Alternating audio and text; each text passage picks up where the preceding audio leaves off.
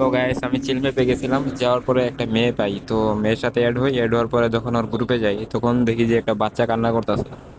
তো তখন তারপরে বললাম, বাচ্চাটা কি তোমার নাকি কান্না করতেছে? পরে বলে যে হ্যাঁ আমারই বাচ্চা। পরে বললাম যে কত ইয়ার্স? বলে যে 11 মাস। তারপরে আমি আবার কিছুটা অবাক হইলাম, বললাম যে এত ছোট বাচ্চা রেখে তুমি গেম খেলো, তোমার কোনো প্রবলেম হয় না? বলে যে না, কেউ জানে না তো তাই। পরে আর কি বলবো। মায়ের খাবে কিন্তু তুমি যদি শুরু করো।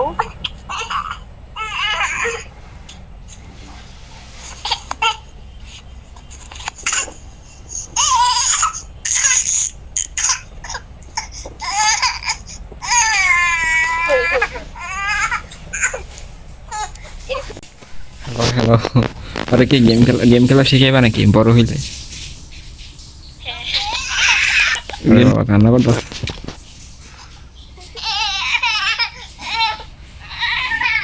তুমি বাচ্চা রেখে গেম খেলো, তোমার অসুবিধা হয় না? কই দিয়ে আসছো নাকি? কার কাছে দিয়ে আসছো আবার? ও, কান্না করতেছে তো রাইখা গেম খেলো? বাবারে, গেম খেলো কি নেশা! তো এত ছোট বাচ্চা রেখে গেম খেলো? হ্যাঁ, তোমার জামাই কিছু কয় না?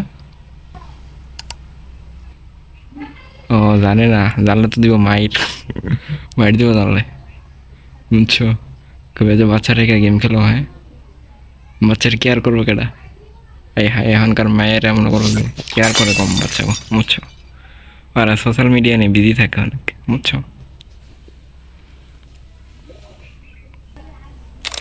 বাচ্চারা একটু টাইম দিও, বুঝছো? খালি গেম একটু কমাই খেললে, এখন একটু বড় হইলে খেলবা। যখন একটু বড় হইব না, 2-3 বছর হয়ে যাও, তখন দেখবো যে একাই থাকতে পারে, তখন খেললে সমস্যা নেই।